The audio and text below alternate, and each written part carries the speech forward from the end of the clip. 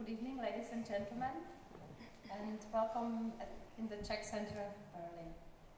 My name is Monika Stepanova, I'm the director of the Czech Center, and I'm very happy that you found the way to our event this evening.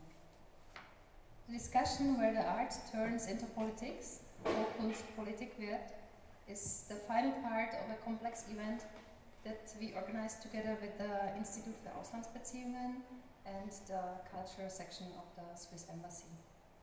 There was a pop-up exhibition, or there is a pop-up exhibition. This is what you see here. We opened it yesterday and we are closing it tonight. So you see it popped up and it's away. Also we had a discussion about art in Belarus and about the situation of the artists yesterday. And there was also a film on the Belarus Free Theater and an exhibition tour at the IFA Gallery. Some of you might know that at the IFA Gallery there's another exhibition on Belarusian art called By Now. So this is basically the closing part. This whole event is part of a big program called Bunt gemischt, where all the culture institutes came together, and it might seem a very weird combination, you know, the Czech Center, IFA and Swiss Embassy, as it might seem that we don't have so much in common. When we came together, we tried to found a topic, you know, that we all share. And there is something that all our countries share, and this is a very strong focus on development aid. So, even though we have a very different historical backgrounds, we have many topics, or we share many topics that are connected to, you know, how to help, how to share our experience. So we sat together and we frame a topic that is a political one, but it also has a very strong cultural connection. As you know, Czech Center is a culture institution. Swiss Embassy, Institut für Auslandsbeziehungen is both culture and political. Swiss Embassy has rather a diplomatic political task here in Germany.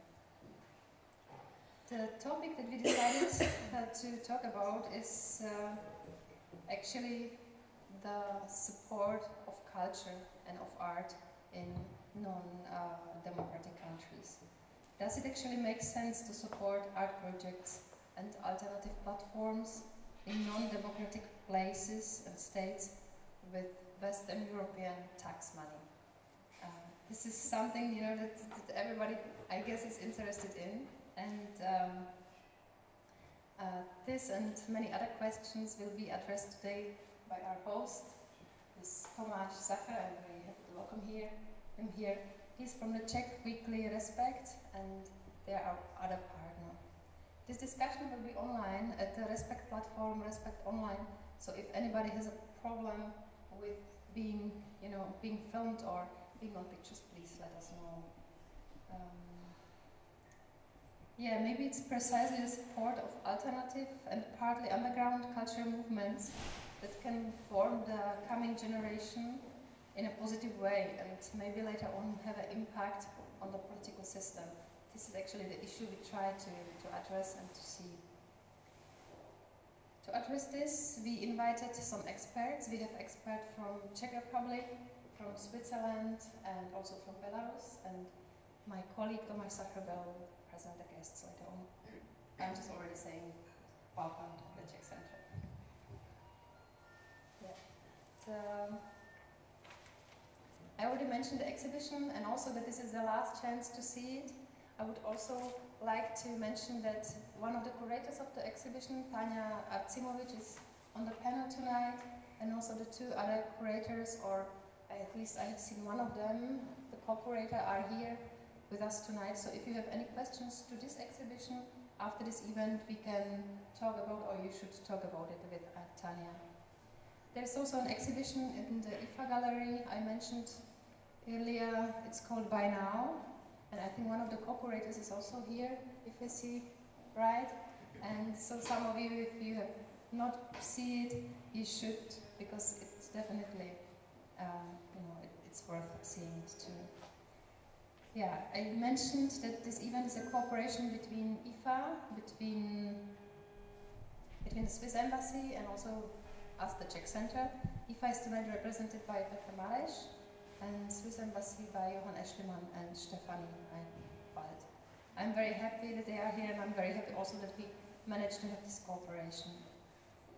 Also, there is one other institution to be thanked to tonight, and this is the Mime Centrum.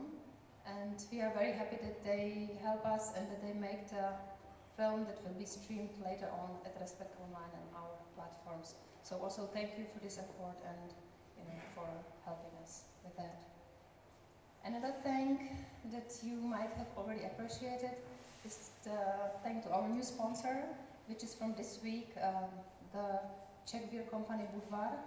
We changed the brand, as some of you might see, and yeah, we are very happy that we have them, and we hope that they stay with them as long as as we all wish.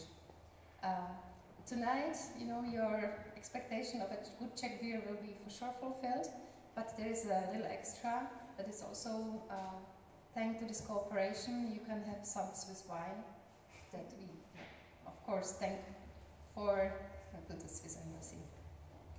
I guess I didn't forget anyone. Yes, I did. Of course, I need to thank to the staff, because you can imagine how much effort is it to make a pop-up exhibition. Something that needs to be installed in one day and de-installed, like 2 days later, 3 days later, and also this exhibition and the discussion yesterday, the film, everything has to be coordinated. So I want to thank to the staff of the Czech Center and many trainees, because we are basically depending on the work of trainees, as I think most of the culture institutions here. So some of them are here, some of them have left, but Martin and Pavla, who is standing there, and also the staff of our partners should be thanked too. So, thanks. And last thing to be mentioned, it's not just this event, it's not just the Czech beer and the Swiss wine that you can enjoy tonight. There is also Spanish and Italian music that you can listen to at a later party that is also connected to the event Und Gemisch. It's going to be in the Hungarian Culture Institute. The concert, they start around 9 o'clock, so after this event, after the discussion, we can all together go there and have another glass of wine and compare, the Swiss wine and then the Spanish, we will see. So, I give the words to Tomáš Sacher. I wish you have a nice event, and I hope we all will get the answer on the question, what happened with the tax money? Are they well invested in the culture? So, thank you. Thank you very much. I'm happy to be here. Thank you, Monika, for the introduction. And I hope that this opportunity to have wine or beer would even help you to lose your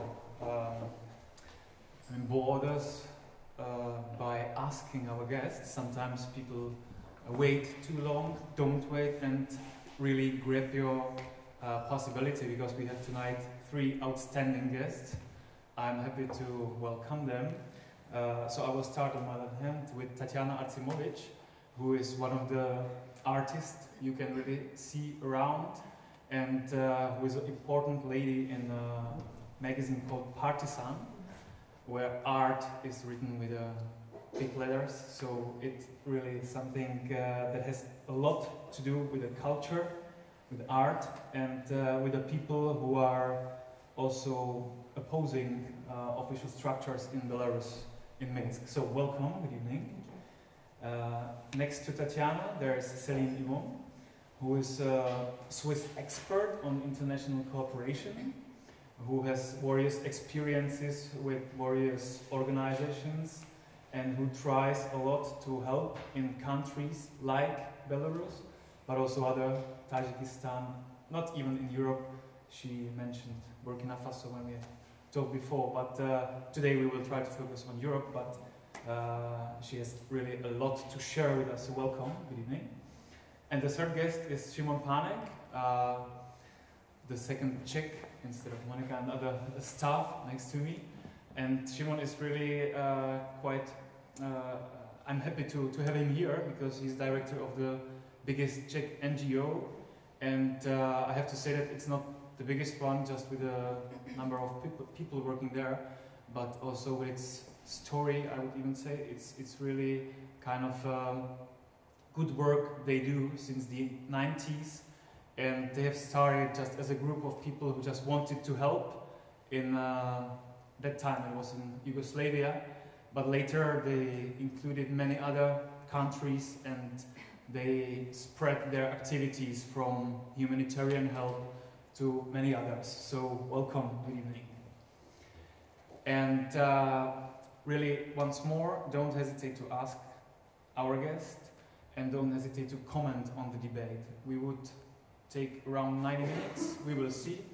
It is kind of a process which won't be sharply cut at the end. You can really go and then enjoy the exhibition.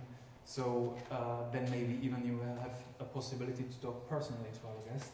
But now I would start with Tatiana, and I would maybe ask her to briefly introduce us the project she works for, because not all of us, not all of you were here yesterday. We have heard a lot about it. It's really amazing, and it's really amazing what you go through there in Minsk and what you are willing to sometimes sacrifice in terms of your personal life. We'll talk about it, but if you could tell us a bit about it, it would be nice. Okay. Thank you and good evening. At first, I would like to say thank for invitation to participate in this kind of event, because for us to be here, it's not one more chance to speak and to present Belarus, but also, and you can read it in our text for this exhibition, maybe for us today it's more important to share our feelings about the situation in whole. I mean the situation on east of Belarus, in Russia and Ukraine, and maybe today's situation when Belarus is not in focus, but for us it's not important because we have more dangerous things. So after that we could speak about the exhibition, and I could say what we mean, but for your question.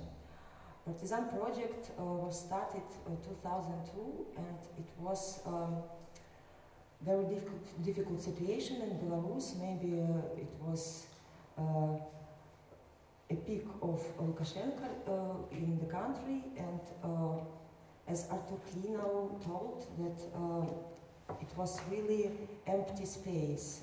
We had no galleries, free spaces, a lot of problem with independent organization and so on.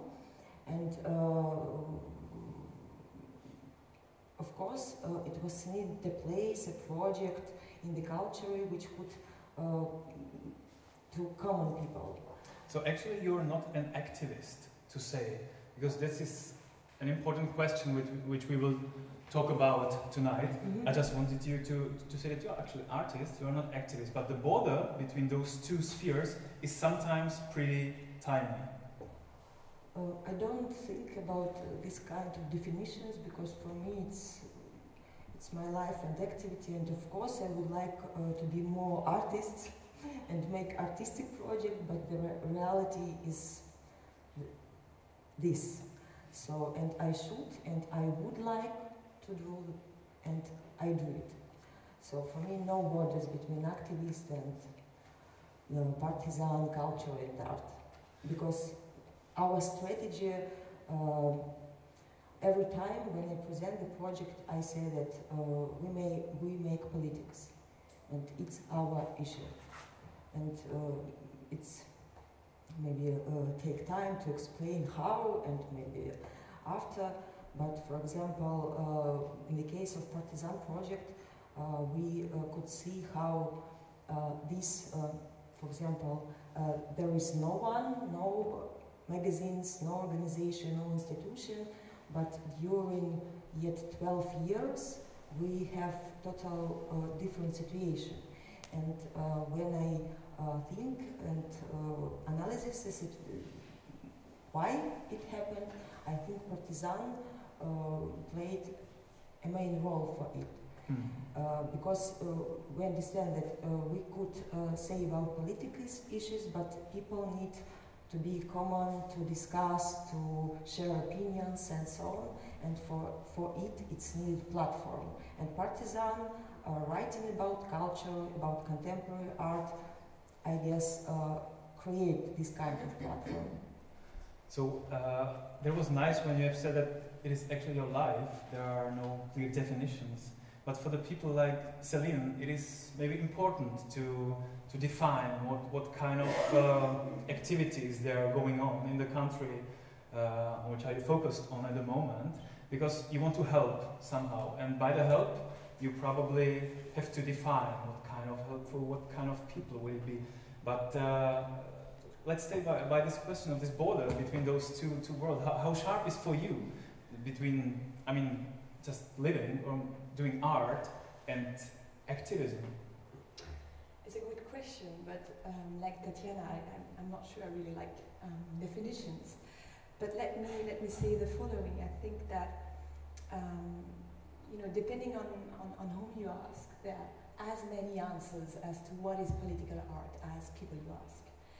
And but of course, in the current discourse, in the discourse of anyone on the street, if you ask them what is a political artist, they would tell you, well, it's probably someone who engages on political issues, someone who reflects on and criticizes the status quo, whether that has to do with governance, whether this has to do with human rights, distribution of wealth, distribution of power, etc. But my personal take is, I think that a lot of contemporary art practices, whether they stem from a motivation to be critical or not, a lot of those practices are actually political, because they reflect on social realities, because they engage with societies, because they engage with people, and they engage on topics that matter to them. So even, and we were talking about that with Tatiana before that, and I was telling her about this friend of mine who is an extraordinary theatre director in Uzbekistan. If you tell him that he's an activist and he's politically relevant, he will really not like that. He sees himself as an artist. But the truth is that he has an impact on society, and because of that, he can be qualified as activist, political artist, I don't know. And let me perhaps make a second point. I think that if you look at the historical perspective, in the 90s you had a whole bunch of young people who emerged and who were either artists who wanted to get involved into or be more socially relevant, or who were activists who wanted to use arts in order to touch more people. And there was a guy who wrote in a very nice way, he said, well, in a way, the topography of activists has changed, and activists, you know, they don't, it's not about so much fighting on the pavé of Paris or in the slums of Calcutta or in the jungle of Brazil. The topography of political life has now a lot to do with images, with show, with symbols, with values, with all the things that, you know, make our modern life. So of course, if you want to be relevant, you use arts and you use creative meanings. So there is no definition, and I think it very much depends on what people want to be called. Shimon, you work with many people and many organizations in many countries, but and I would say that most of them aren't artists. Most of them are people who are somehow active in the society. But to stay by that question, maybe even for you, how do you see this border? How you even meet those people who stay on this border? Well, I agree, and I also don't like the definitions. You know, I agree that it's a bit artificial to try to divide, because very often from art you are influencing the generally important things in the society, and there is a plenty of places where you don't have basically activists as activists per se, or even the civil society is tired. Opposition is either the donors' darlings, so few people which are 20 years already kind of opposition, but they are not moving anywhere. And then you have a more broader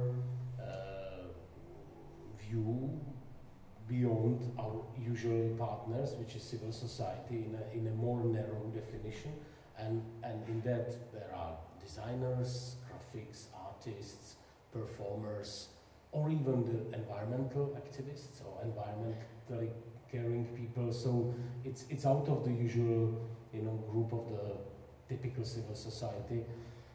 And I must say that in some countries, I think it's the only way how to keep the hope that the things might change sometimes in the future, because the NGOs are either destroyed or don't exist, or they are spoiled because they are funded for 20-25 years from the West. The place where, when we started, basically typical NGOs or civil society organizations basically didn't exist was Transnistria 6-7 years ago, and we support, or maybe 10 years ago, we started supporting the screening of films, which is again something in between. The people get together and they watch the good film, and then they discuss it, and then they make a music evenings and small exhibition, but they also add some kind of a civic consultations and the legal support for the people who has the problem with the local authorities. So for me it's often quite mixed, and people who are active in the art, and they do it because they feel connected with what's happening in the society, what's happening in the people. With the people, I think they are basically influencing the public life very much. The problem is that to persuade the donors to give some funding for contemporary art or postmodern art, it's of course more difficult than to persuade them to fund the training in the computer skills or campaigning or using the new video methods for capturing the violence and posting it and mobilizing the people. So unfortunately we are often not going more far than is the usual circles of the activists and the people who care about what's happening. But in the past, you know, I know that it was not the part of your question, but let me to use 1-2 minutes on that. Back in 70s, the very individualistic, modern, free music in Czech Republic, the Plastic People of the Universe, which is kind of, for me, difficult to listen, because they just, you know, hate everything what's around, and it's a cacophonic production of music, which is, you know, I'm quite conservative. I like my... Sometimes they are even singing, but... Yeah. Sometimes they are more screaming, maybe, than singing. But it was in the beginning of a revolt against the communist government, because the communists closed that band because it was just too much for them. And then the intellectuals, one of the first was Václav Havel, stood up saying, well, this is about the basic freedom. So the art challenged the very rigid, conservative, basically stupid and close-minded autocrats which were sitting on power. In the 80s, you could see plenty of support from Germany, from Switzerland, from France, to different cultural activities which were happening in the Czechoslovakia. Home war, samizdat, but basically very interesting activities, including the exhibitions of the non-permitted or non-conform, so not supported artists, and the exhibitions typically took place in corridors of the microbiological scientific institution or the back room of a cultural center of the workers on the railways in the Czechoslovakia. So places which were not official part of the cultural life, but the people were meeting there, and it was part of a very strong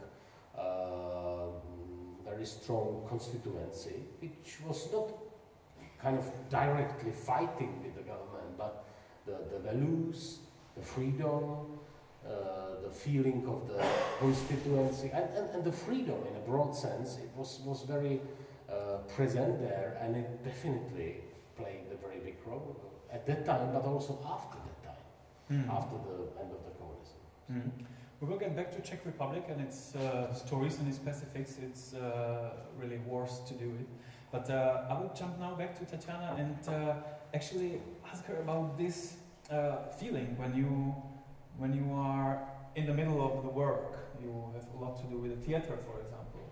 Do you think about, okay, so this can have a political meaning. Do you even intend it to have it there, or does it just pop up? How does it work? I mean, in the artistic mind. Do you always like plan to include politics in the art, or you sometimes realize it later? Oh, I have made something with what will probably be written somehow, read somehow. As I said, I don't make definition, so, and that's why maybe what I do, it's always with some political issues. And for example, I would like that actually this strategy you said, it's, I mean, when we don't use direct political issues, but we understand that we change the state of mind of society, and it's important, maybe without broadcast images of like political art and so on. It's a strategy of partisan, and maybe that's why the project is 12 years old today.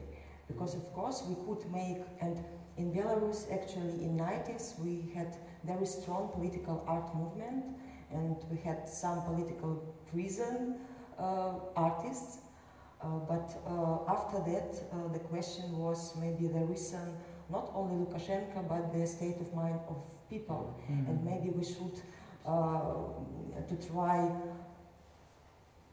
transformate this state, and maybe to provocate for asking questions and so on. And we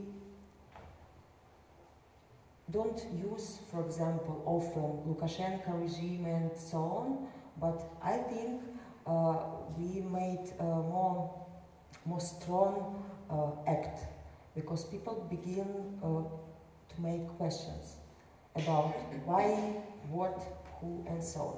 And I think it's more long-term strategy, and it works. But I mean, sometimes it can happen that you work and you realize it later that actually this will have some kind of political meaning, or does it always stand at the beginning that you want to say something political? I think the second one. Yeah. Okay. So actually, but Selim, if you meet the people from the art, it's probably many stories that can somehow come to this point when you produce art that means politics. Some people just want to produce art or to create art, and it happens that it actually gains some kind of political meaning. So what is more often, or I mean, is there a difference with the people? What is your experience about it? Well, first, maybe it has a lot to do with the practice of contemporary arts, and particularly when it comes to visual arts. I think when you put that into perspective and you look at what is different now than maybe 100 years ago, is the fact that a lot of, but not all of them, and that's important, but a lot of contemporary visual artists, does it work? Yeah? They see their role and they see their inspiration in society. So they actually want to reflect and dig on social and political issues. That's really core, it's at the core of their DNA. And that's what motivates, and that's what drives their artistic agenda, if you want, even though they wouldn't call them political. There's an organization I work with in Tajikistan which is called Art Dushanbe, and I like them a lot because they're young, they have motivation, they have big hopes for the future, so of course you like them, right? But they really see their work, they're all artists, they're not activists, don't tell them that. But they really see their role in society as twofold. First, educate about what's going on, sensitize people about what lies beyond the visible through arts, but then also try to change things. And whether that works or not is a different question, right? But that's what they see as their work as an artist. And I think that's something that is different from what it used to be 200 years ago. But again, not all artists see that as their main driving force. So I think we have to be careful. Of course, if And that's, you know, if you come from a donor perspective and you want to support arts and culture for its functional role, for its transformative potential, you look at those kind of people, right? But then don't forget all of them who have this more traditional source of inspiration, which may be beauty, which may be, you know, how you transcend your own personal life. So I think we have to be careful about what we talk about. I guess this is a really important question, because when we have talked before, shortly, you've mentioned an interesting problem you sometimes have, that actually the money which are used to help the people somewhere are sometimes questioned later. What has this brought to the society? How can we measure this? What is kind of a difficult question when you just make art and you don't think about some kind of a process strategy and evaluations or what? I think it all boils down to the motivation of the donor. And if the motivation of the donor is, you know, supporting arts and culture for its transformative potential, because it promotes democracy, because it promotes peace building, etc., well, then they will want at some point to measure the work of the organization they support in terms of social impact, in terms of social change. So they will turn themselves and, you know, think hard and say, okay, how can we measure that? We look at, you know, the numbers of people who come to the exhibition. We look at their social background. We look at how many hints a web page of an artist has gotten, etc. And that is something that is a bit reducive. You know, social change is much more complex than that, and it takes a long time horizon, much more than that particular project. And it's also very, again, it's very dangerous to do, because then you find yourself reducing again the role of arts and culture just to that particular function. And if there's one thing I profoundly believe in, is to this rights-based approach to arts. It should be a right. You should look at arts, and you should support arts and artists in every society for what it is, which is, you know, the way that we all have to look at who we are, what is humanity, what are our values, etc. And yes, it has a role, and yes, it can change things, but it's very much multifaceted, very much complex, and don't reduce it to the number of hits a website gets. That's very dangerous. Mm. But when you are trying to connect with some people in some countries, you have to try to somehow evaluate how important maybe they can be for the society, what impact can they bring. So is there any kind of measuring you do? You're not a donor, so let's say, but you also bring money there. We are donor. We are donor for our partners in the countries where we work. So plus we are also getting or competing for the money from the big donors, and they ask us the same questions: how you can prove, how you can evaluate. And Selen mentioned what she mentioned. I fully agree that it's a bit stupid and dangerous to reduce it. Plus, it evaluate only activities. So how many visitors, how many hits, but it doesn't say if it has impact. It's even more complex, you know, impacts of the thinking. So the one thing which you can do, you can send the smart people to the country to have 20, 30 interviews and to come with a kind of a more qualitative, not quantitative, but qualitative picture, which again, if you face the very technocratical person, which see the life through the Excel sheets, the qualitative essay about how it influenced the people in Minsk or in Transnistria or film festival, which we were running last 3 years in 16 different places in the South Caucasus, in all 3 countries, how it inspired the people, good documentaries. You can't measure it, you know. So you can get, the best what you can get, it's a really qualitative report. It's not a proper evaluation, it's a more report, which is from the interviews, and it's put together. And then again, it's well, it's a bit similar. We have quite big, let's say, human rights and democracy department in People in Need because of the past, so we carry the similar thing on. And it's also about the social change or behavior, or social political change, thinking of people, and it's also very difficult to measure it. So you have to believe in that, I think. You have, for a certain extent, to believe into that, and you have to find the donors which are enough open that they don't want to try to put the social change and the impact of art and the impact of the inspiration from art into the Excel sheet, because it's impossible, in my view, you know. But you have mentioned it's about impact. So from your experience, what has brought the best impact on, if we talk about the building of democratic structures in the society, or at least about bringing some kind of free voice inside, or to support it? Do you have an experience that something really works together with artists? Yeah.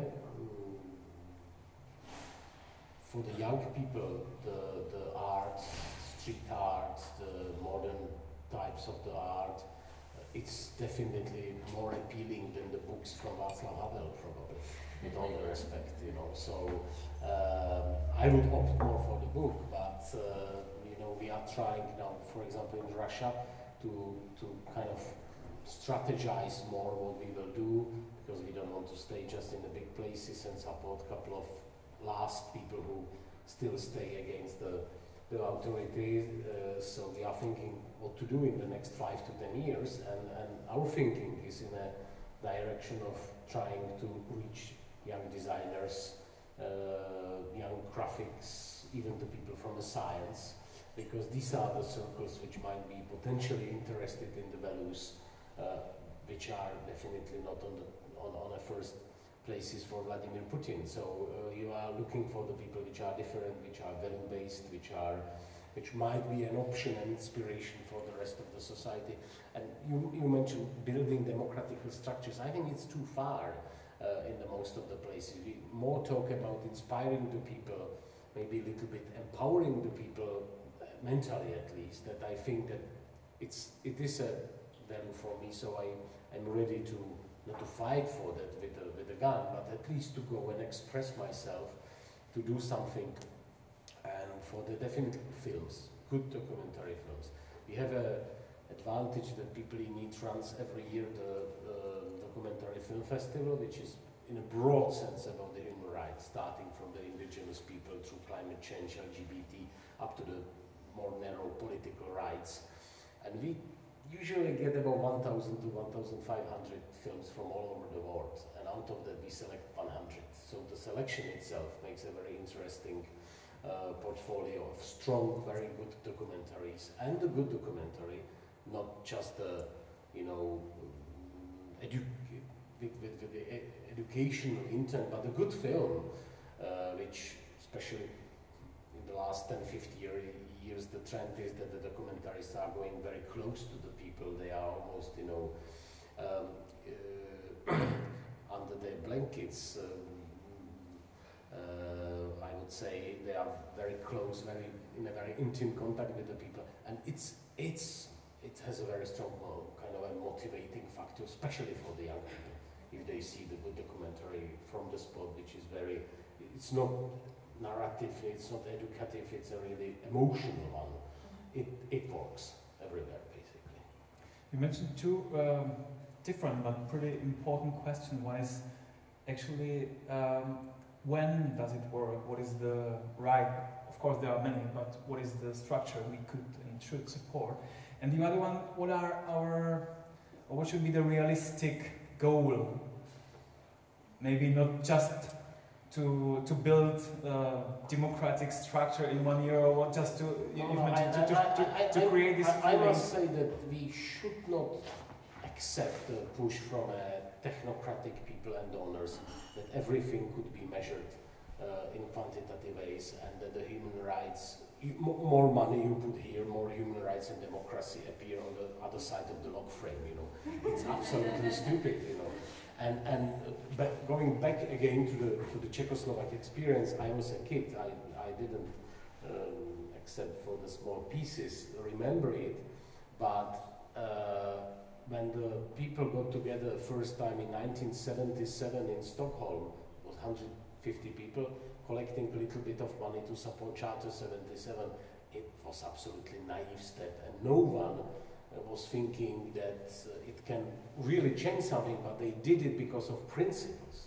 And the same you can find in Václav Havel's basically philosophical discourse, that the human rights and the freedom of people should be supported because of principles, not because we expect that the regime will change in 3 years. And the same is with art, I think, you know, basically. Just to add one sentence, the festival actually has a name, One World, what maybe means in one sense that we are all part of the one world, so this shared feeling that someone knows about what's going on there is pretty important. Maybe just to react to what you said, what works? Well, everything works. The question is, what expectations do you set yourself and do you set to your partners? I think that's where very often you have strange things happening.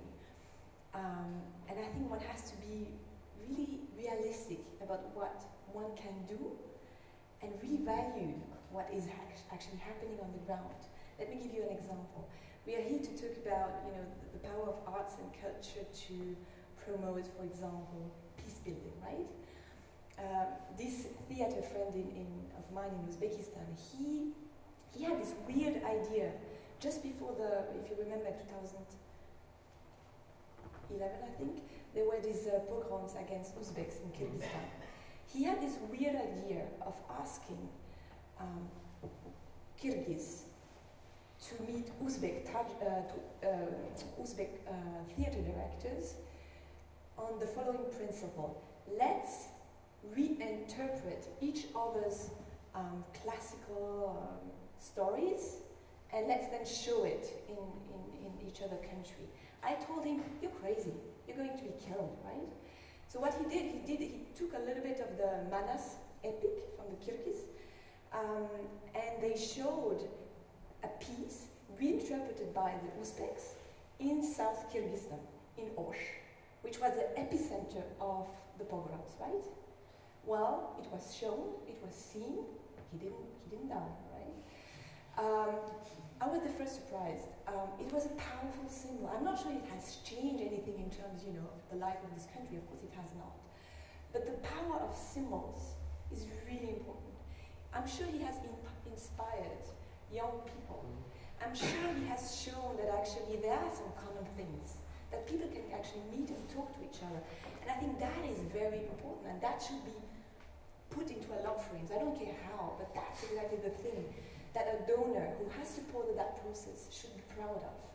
So again, it has a lot to do with expectations. And let me make a second point. I think one of the reasons why contemporary artists are so important for democratization processes relate to the following: the fact that in contemporary art practices, everything relates to the individual. So by being an artist, you actually show that as an individual, you can think, you can work, you can have an impact. So it's kind of the embodiment of the very basis of democratic principles, which are everyone is equal, everyone has potential. I can change things by talking, by participating. So I think that's this very simple fact is at the core of the reason why many artists, whether they are political or not, across the world, are now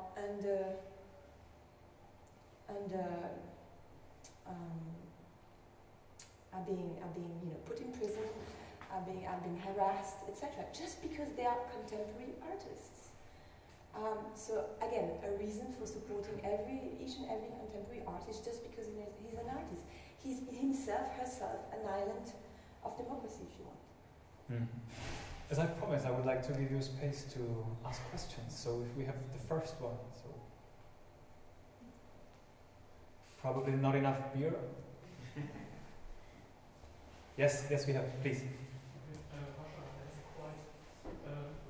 There is a microphone. So please, yeah.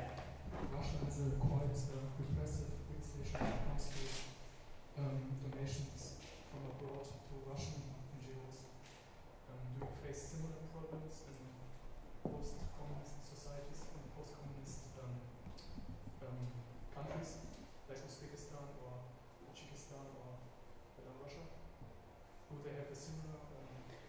question is that it's legally or technically difficult, or what was exactly the question? If it's repressive, the legislation is repressive. So actually, maybe we could remind that in Russia, if you get the money from foreign donors, you can be even labeled as an agent. So that's serious. Yeah. And as usual, the former Soviet countries are copying what the Kremlin does first. So Azerbaijan adopted the same agent law half a year ago, and we expect that it will broaden even in Central Asia. So the Putin, basically after 2010 and 11, they developed a pattern how to crack down the civil society, and I'm afraid that it will, maybe not in Belarus, but to the south and east, it will probably have an impact in worsening of situation in the space for civil society, as well as independent activists and artists which are provoking by being free.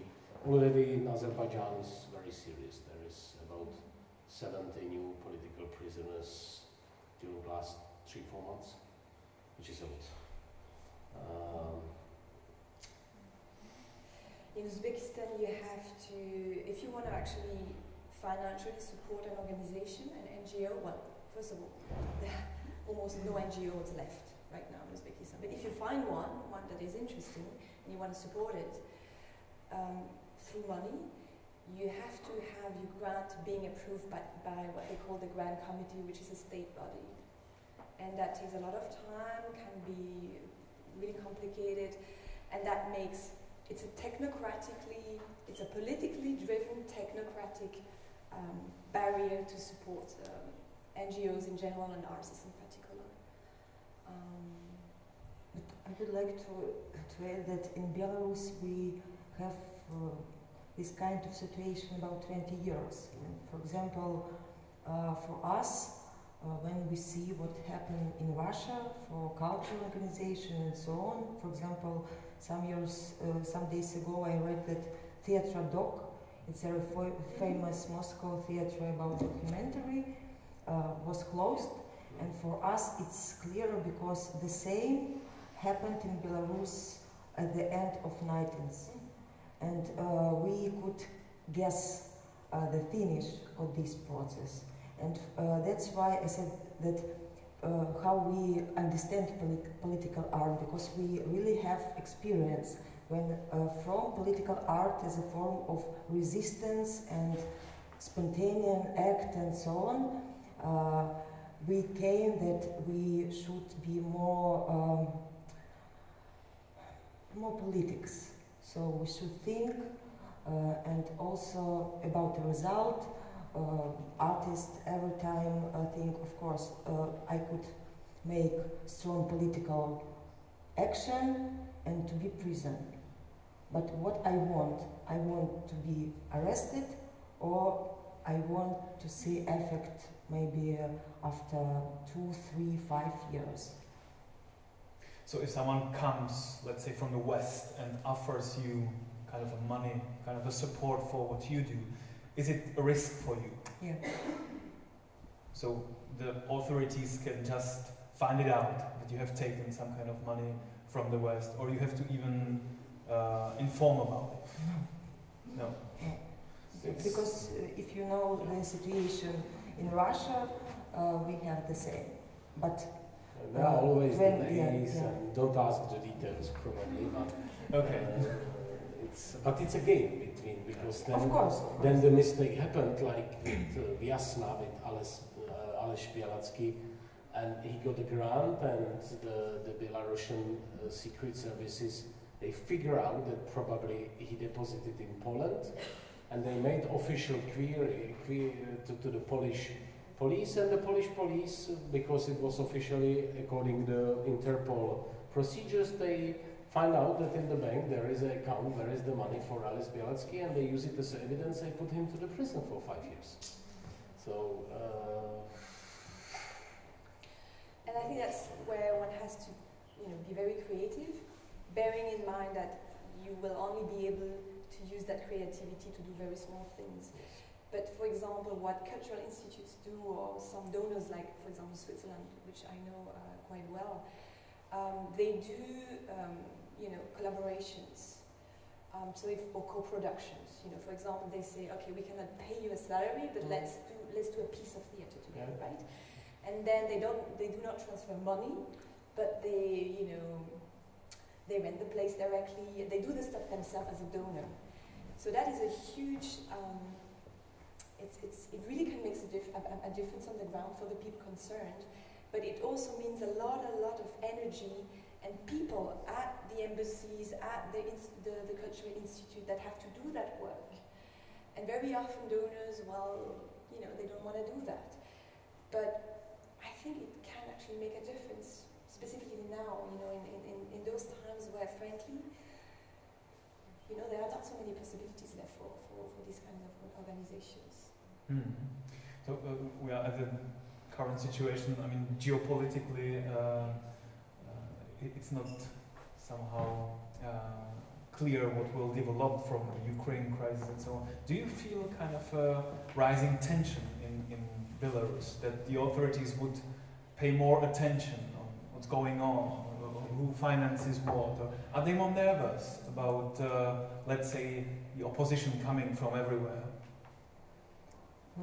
Of course, we feel that today more tension for Ukraine and the situation in Russia, and for us it's normal because it's clear that there something dangerous happens now, and for us we don't think that it's like local conflict and so on. It could be really dangerous for all people. So that's why we will try to put this question during the exhibition, and maybe this question should be discussed, I think. You mean what can this bring to the countries like Belarus or to the whole Europe? Whole Europe, because in our feelings we could see how the world is really changing, and something happens, and borders and some values also, because it's curious, today 2030, but the situation like 300 or 400, 500 years ago, and what is human rights, what is human being, and so on. And I think it's good questions for all of us. Do you share the feeling that these basic questions gets questioned more than before the Ukraine crisis, let's say? It's harder to work there. Yes, of course. It's not just the Ukraine crisis. It's rising of Putin and the new Russian power, combined with the fear and hate which he gained after the last presidential elections, because he got really angry that the civil society went to the streets and they were able to get 100,000 people on the streets, and it was in the same time as the Arab Spring happened, so he got also scared. And at that time probably he masterminded a plan to crack down the civil society and independent media, and the artists will be next, not all of them, but some of them in Russia. The country will be probably more and more isolated. He already did the steps how to control the Facebook and internet, so he might not fully but partially control it or cut it off. I'm really scared because, and I think he's basically out of the rational thinking and decision-making zone. He's now behaving in a way which is difficult to understand and to be empathic into. So it's difficult to deal with him also. But unfortunately, as I mentioned, it will have and it already have and will have an impact on the other countries of the former Soviet Union, if it is a security threat in terms of the Russian army for the Baltic states. I don't know, for Moldova, potentially yes. And where is the border? If it's Moldova or it's Belarus or it's Baltic states, I don't know. And it's not. We are not the security experts, so it's not probably what we should discuss, but definitely it's much more tense and dangerous situation than 2-3 years ago in all Central Eastern Europe and in the former Soviet. Can I try to say something positive? Yes, of course. Trying hard. Great. Stepping back a little bit and looking at the global policy level, which we all find boring, I know, but sometimes it does matter. I see two interesting things happening. First is, and it's something that has already started 10 years ago, but it's its framing of arts and culture being important for human development. Since 10 years, you have had those principles anchored in a number of global policy documents, whether that's at the UN, at the UNESCO, etc. So you can reasonably hope that at some point it's going to trickle down, and it actually does trickle down in terms of some donors' actions on the ground. So that's a good thing. You have money being released for arts and culture programs, much more than 10 years ago. This is good, although it does come with the usual lock free, but we are going to deal with that. But that's good. The other really interesting thing I'd like to mention is this whole framing of arts as a human rights. And I'd like to use this opportunity to talk about the work of Farida Shahid, the Pakistani woman. She has a background as an activist, a woman activist from Pakistan. She has been appointed 3 years ago as a special rapporteur on cultural rights. And she's doing an extraordinary job in terms of trying to define what is a cultural right. She has wrote a report, really interesting report on, what are cultural rights, what is freedom of expression, giving everyone a framework of how to analyze it in the different countries we are working. She's also looking at, frankly, some things that I find very interesting from the Western perspective, from an industrial country perspective, like the impact of marketing and international property rights on my own right to get diversity in terms of culture and arts. So she's really doing a really, really good job. And she has also set up now a mechanism whereby theoretically an artist who believes that his or her rights has been infringed can actually use a UN vehicle to try to get, how do you say that in English, to get protection or something. reparation, Yeah, whatever. yeah. So of course it's not going to work. I think it's more of a symbolic thing. But using that, trying to at least use that vehicle to test it, will make change eventually. The other positive thing, I want to pay tribute to the reformists, the artists who are trying to navigate between the government, the autocratic government, and being a full-fledged activist. And I've met some of those in Azerbaijan, which is a very difficult country to be an artist in right now. And believe me or not, but they manage to be, I don't know how they do it, but they manage to be critical, but still being allowed by the government to do their work. And they're even sometimes called on by the government because of their particular skills. Maybe they are double agents, I don't know, maybe. But still, they frame themselves as a reformist, and frankly, I really admire them. So this, trying to be positive. Let's take another question from the audience. Yeah, I have two questions actually. Maybe let's wait for the microphone. Comes now. Yeah, I have two questions actually. The first one is, is there a lot of cooperation, like artist cooperation and like projects together by post-Soviet artists from different countries? And what do you think could the role of that cooperation be? Do you think it's, of course, at first sight, of course, cooperation always seems useful, but what can it contribute to, for example, artists from Belarus? My second question is, what do you think is the role of exhibitions in, for example, EU countries of political art from post-Soviet countries? So, because I'm personally very interested in that art and in politics in the post-Soviet space, and so I like to go to these exhibitions.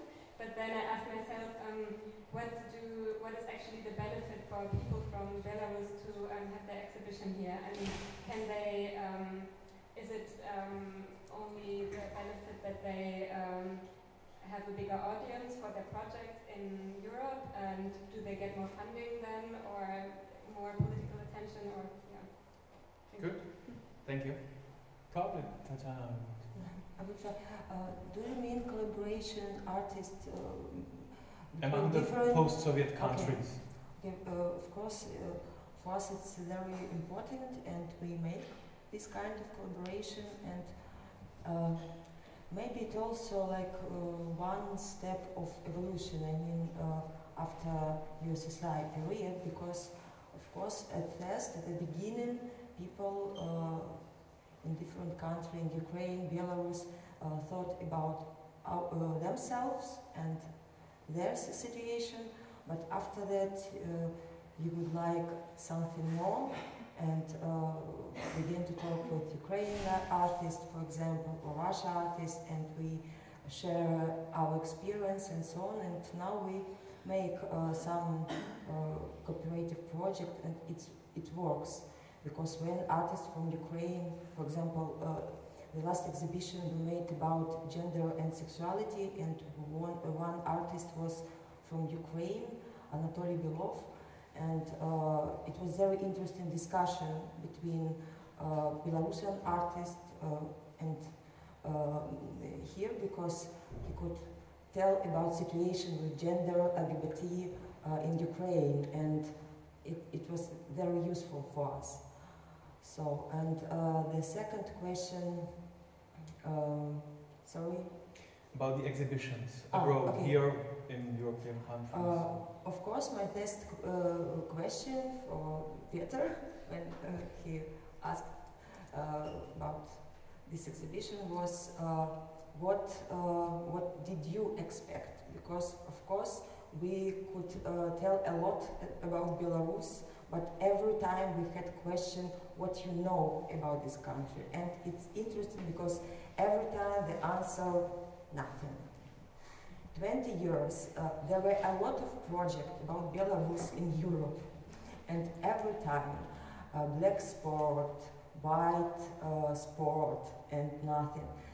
And that's why, for example, this artwork, Нічого нема, Total Zero, and it's in Belarus, it has specific meaning, our meaning with our historical travels, but I think it's also like total zero for us in Europe, this kind of meaning.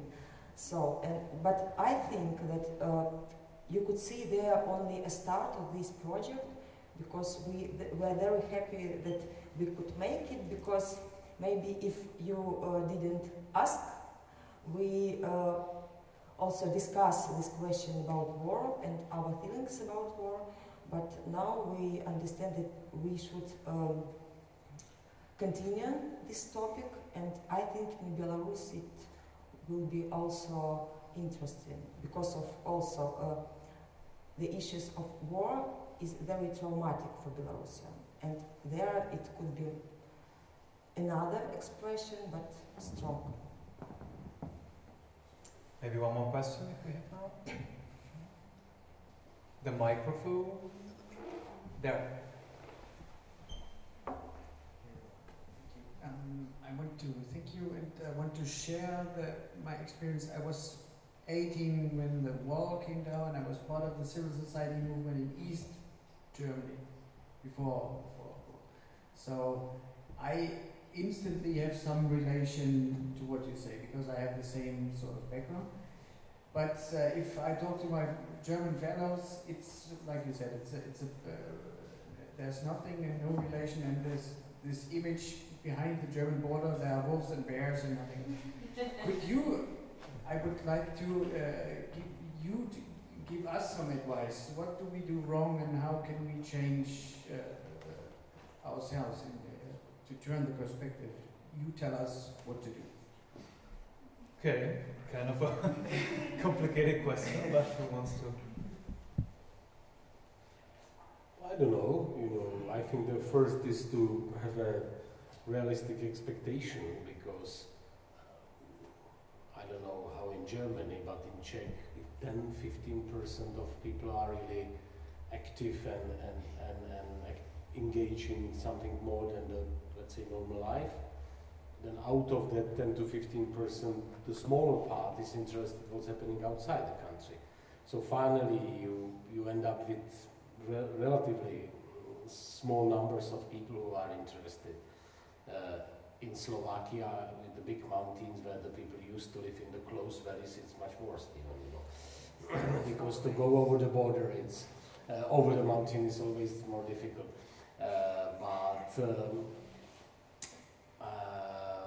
That's the reality, and how to deal with the young generation or with the people. I think the art could be one thing, films, exhibitions, discussions, but it's never-ending story, I think, and travel. Maybe the Eastern Germans had a very strong track record traveling to Romania in 70s and 80s, so it might be the good direction, which is different than Mallorca or Canary Islands. But realistically, it's difficult, and there is, I think, not any silver answer to that, how to make the nation interested in what's happening in the East. And by the way, in the Czech Republic, I'm in this work, NGO work abroad since the beginning of 90s, so relatively long time. And for us, and in time when we started, the people were interested in our work in Balkans and in former Soviet Union, and they were instantly supporting our work, donating money. Now, the young generation is mainly interested in Africa, and they don't care about the former Soviet Union and all this post-communist rubbish. They basically care about the MDGs and poverty and these developed countries. So the same themes as are interesting for the youth in the Western countries, basically. That's a generation change. Yeah. Is there anyone to?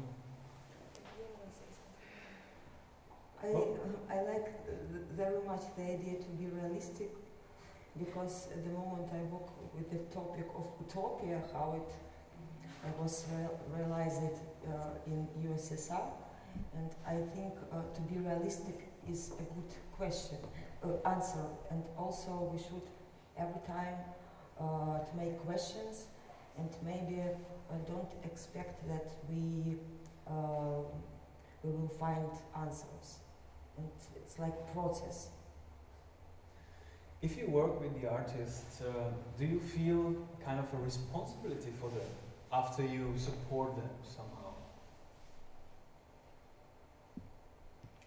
Yeah, it's a good point. I think, what happens to the art, how do you actually label artists once you, as a Western organization, you start working with them and give them money? What's the impact of that money, for example? It's a very tricky question, and there's no answer. Because you create a kind of a special relationship with those people. You create a special relationship, it is very much a personal, emotional one, so of course once you leave, you don't leave, you keep that relationship, that's on a personal level. But I think as a donor, you really have to think hard about the possible distortions you may actually create.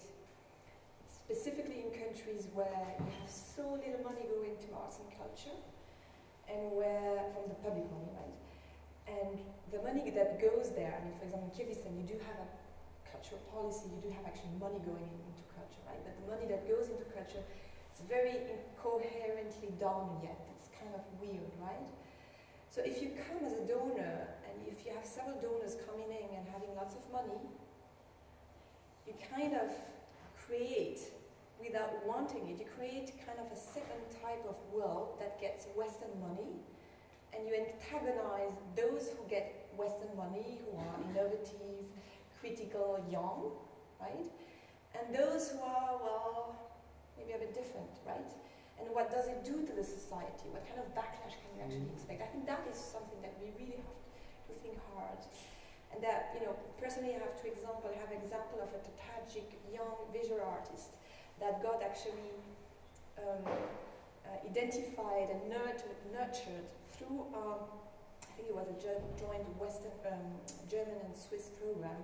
he grew and grew and grew, and then he was brought to the Venice Biennale, and now he's like well known and famous. And this is great, it's a success story, right? But you also have some other stories that are a bit darker, where people then get this label, you have jealousies, then they have political problems, they are being accused of being an agent of Western kind of influence, whatever.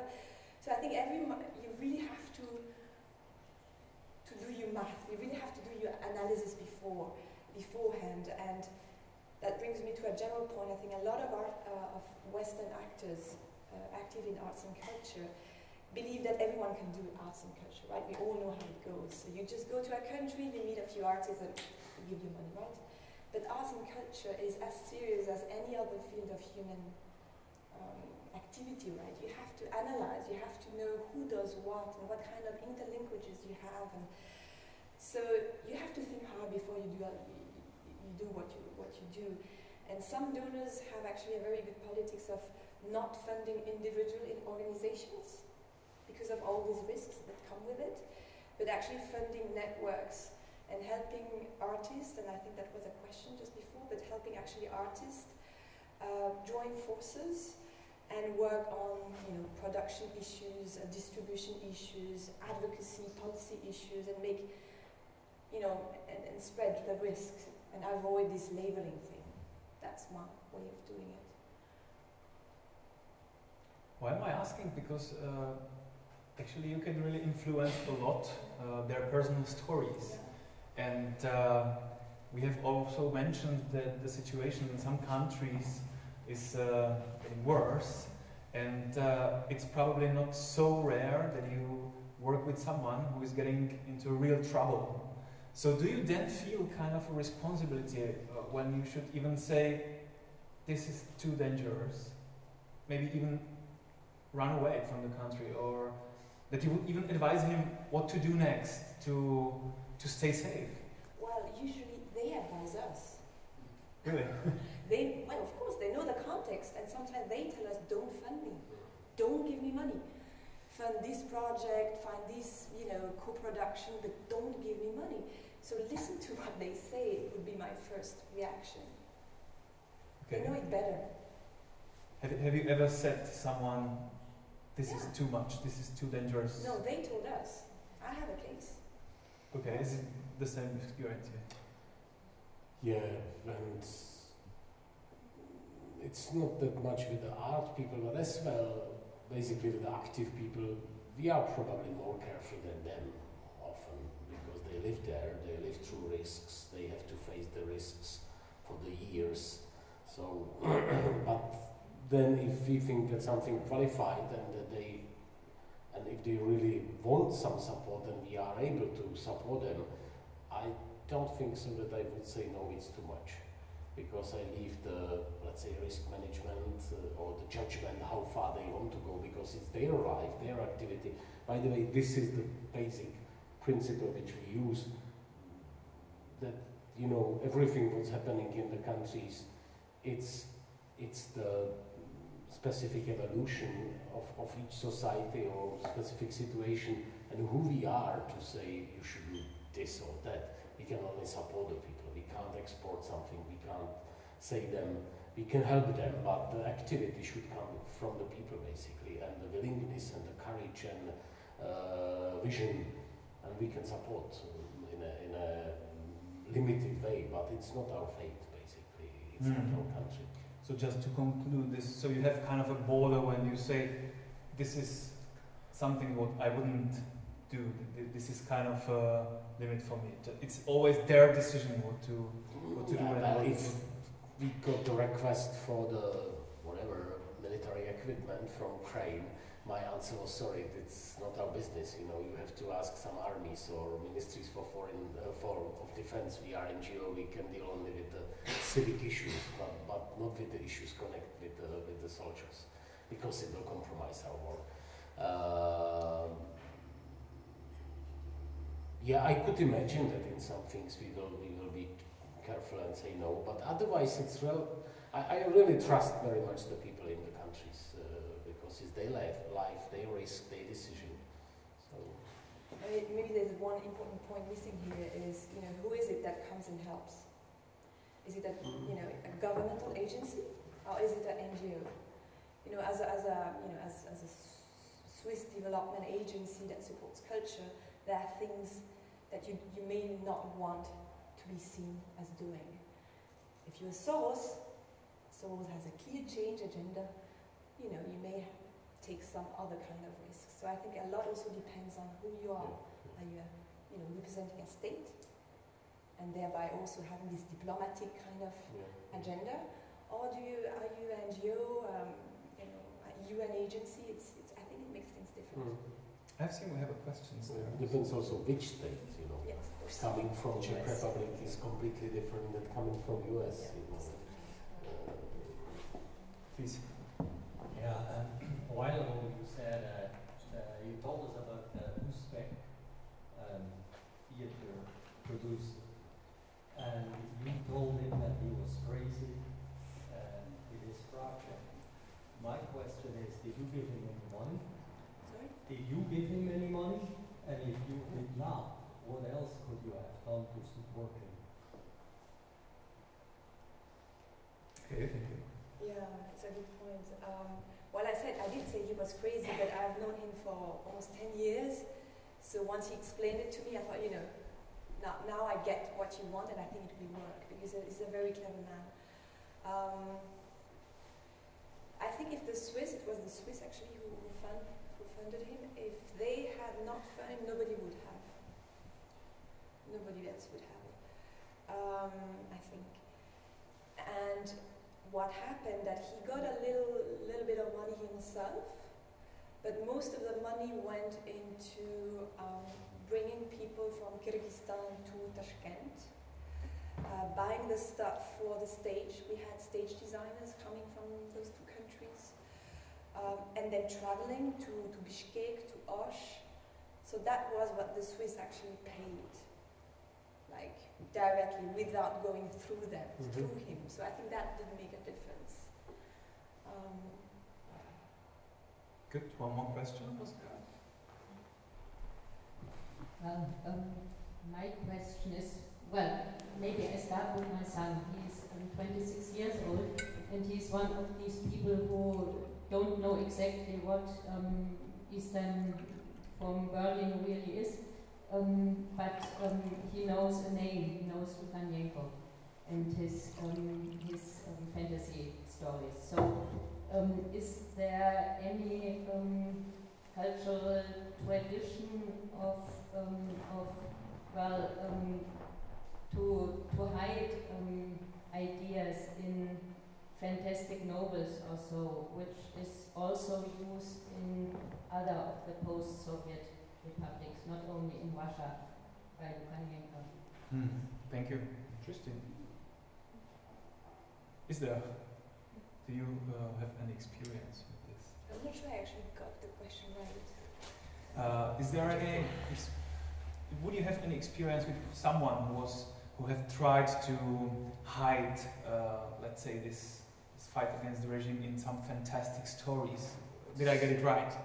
Fantasy stories. Fantasy stories. Fantasy stories. Yeah. Science fiction or fantasy. Yeah.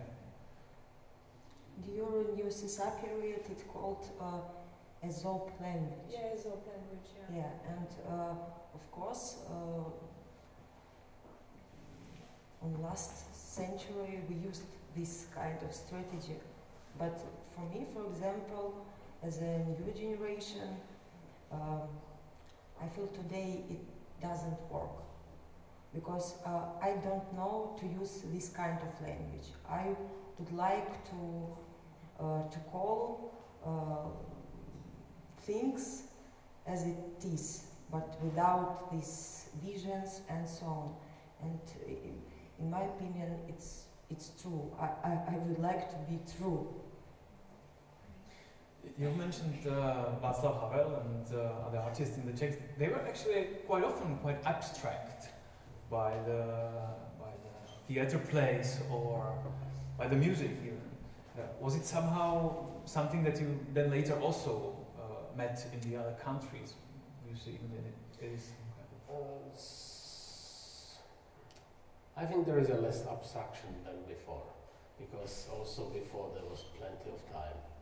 The things were stagnant, not moving really. They had time to read the long books and think about the abstract dramas, you know. Now, as you can see, it's a Monday, today, and that's it, you know. So the things are maybe more straightforward, or the things which were written before, because the nature of the dictatorships are repeated. There is not much difference between the instruments and mentality. So when you, just a year ago, one of the books of Václav Havel, about, it's a fairy tale about the Pišťuch. Pišťuch is a small, ugly, something between animal and which starts to dominate slowly the society and everything. And it was the kind of a abstract from a, but it was a fairy tale, and it was published just less than a year ago in Burma, in Myanmar, translated into Burmese, you know. So even the things from the past are kind of recycled and used in a recent authoritarian regime. If there is someone who is writing and hiding his moral, philosophical messages into the fantasy, I don't remember. More maybe to hip hop than to fantasy. You have young hip hoppers in Cuba, for example, which are having a great. I'm not really a fan of hip hop, but I can feel that it has strong energy inside, and they are basically singing or speaking about the real social problems, society problems, frustration, fear, stagnation, and they are very much appealing to the people who are between 15 to 25, probably more than the book today these days. Yeah, so. We have an interesting hip-hop scene in Bishkek. Yeah. This is a concrete form, but we have a kind of a new channel now. I would also like to at least shortly talk about. I mean, we have internet. Yesterday you mentioned your new website of Artisan, which is pretty good, and it seems like you use it a lot. You probably got a reaction. You said 2,000 people every day. It's Inca project 34. Yeah. Okay. So could you maybe say a bit more about how do you feel about internet and about its role? Does it help you actually by work, or is it maybe even risk, because then you are much more visible even for the other side? Of course it helped. That's why I'm here today, because I don't think that without internet and this resource we could make our voice. Of course, that's why actually we put a lot of attention to translate in English articles. And also, of course, when, as you know, after yesterday meeting, when we have problem with print magazines and newspapers, but we have opportunity to make it in web without this kind of problems. Of course, for us, it's like a tool, very important tool to not only survive and make our opinion, but also to influence on people. And of course, young generation prefer mostly to use internet, and it works. Do you even use it by work? What? I mean, by contacting people. Internet.